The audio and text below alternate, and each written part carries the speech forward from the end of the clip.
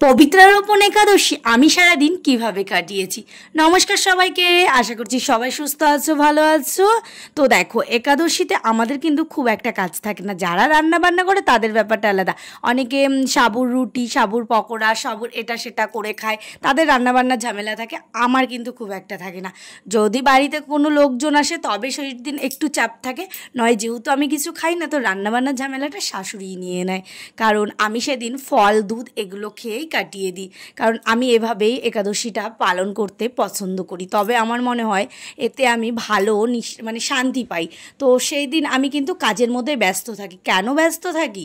কারণ ব্যস্ত না থাকলে দেখবে বসে থাকলে ঘুম পায়, আর আমি চাই না একাদশীতে দিনের বেলা ঘুমাতে। কারণ আমি কোনো উপাসনা করেই দুপুরবেলা ঘুমাই না। আমি শুনেছি উপাসনা করলে দুপুরে ঘুমালে নাকি নিয়ম নিষ্ঠা করে উপাসনাটা ভঙ্গ হয়ে যায়। তাই সেদিন আমার যে কাজগুলো করার থাকে, যেগুলো মানে অন্য দিন রেখে দিই, সেগুলোই করার চেষ্টা করি সেদিন। মানে সারাদিন নিজেকে ব্যস্ত রাখি। যেমন ঠাকুরের পোশাকগুলো ভাঁজ করা ছিল না, সেগুলো করেছি। আর বাদ বাকি, তার উপর আমি একটা কথা বলি, আমি কিন্তু তেল, সাবান, শ্যাম্পু কিছুই ব্যবহার করি না সেদিন। আর আমি এই দেখো স্নান করে এবার জল খেয়ে নিলাম। এবার আমি জপে বসবো। আমি যেহেতু মালা জপ করি না, করমালা জপ করি, এবার সেটাই করে ফল খাবো।